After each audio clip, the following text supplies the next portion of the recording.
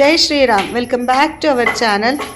ನಮ್ಮದು ಇನ್ನೊಂದು ಹೊಸ ಪ್ರಾಡಕ್ಟು ಅರ್ಲಿ ಗ್ರೇಯಿಂಗ್, ಅಂದರೆ 25 ವರ್ಷದ ಒಳಗಿನ ಮಕ್ಕಳುಗಳಿಗೆ ಬಿಳಿ ಕೂದಲಾಗುತ್ತಲ್ಲ ಮತ್ತು ತಲೆ ಕೂದಲು ತುಂಬ ಉದುರುತ್ತಲ್ಲ, ಅವ್ರಿಗೋಸ್ಕರ ನಾವಿವಾಗ ಈ ನಲ್ಲಿಕಾಯಿ ಮತ್ತು ತುಂಬ ಹರ್ಬ್ಸ್ ಎಲ್ಲ ಹಾಕಿ ಒಂದು ಸ್ಪೆಷಲಾಗಿ ಆಯಿಲ್ ಮಾಡ್ತಾಯಿದ್ದೀವಿ. ಇದು ಸ್ವಲ್ಪ ಲಾಂಗ್ ಪ್ರಾಸೆಸ್ಸು.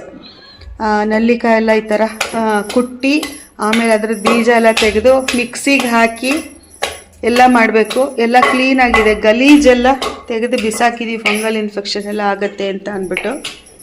ಇದೇ ನೋಡಿ ನಾನು ಎಲ್ಲ ವಿಡಿಯೋನಲ್ಲೂ ಹೇಳೋದು, ಹೊರಗಡೆಯಿಂದ ತಂದರೆ ಈ ಥರ ಬೂಸ್ಟ್ ಬಂದಿರೋದು ಎಲ್ಲ ಪೌಡ್ರ್ ಮಾಡಿಬಿಟ್ಟಿರ್ತಾರೆ. ಅದಕ್ಕೋಸ್ಕರ ನಾನು ಕೆಲವುದೆಲ್ಲ ಹೊರಗಡೆ ಪ್ರಾಡಕ್ಟ್ಸ್ ನಂಬೋದಿಲ್ಲ.